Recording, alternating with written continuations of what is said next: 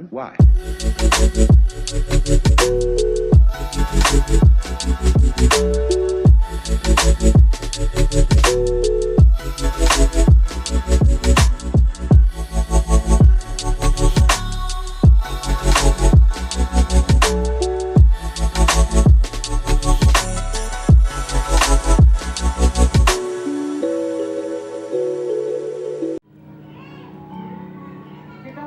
নামে পরিচিত 42 বছর বয়সী জসমিন সাঙ্গা লস অ্যাঞ্জেলসের বিচার বিভাগের পক্ষ থেকে জানানো হয়েছে জসমিন তার দোষ স্বীকার করার পর মোট 5টি অভিযোগে অভিযুক্ত করা হবে তাকে।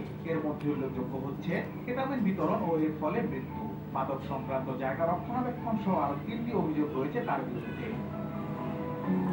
আরো জানা যায়, সে যখন আদালতে দোষ স্বীকার করবে তখন তার সাজার সময়কাল হবে কমপক্ষে 11 বছরের কারাদণ্ড, যা আগামী কয়েক মাসের মধ্যেই অনুষ্ঠিত হবে বলে আশা করা হচ্ছে।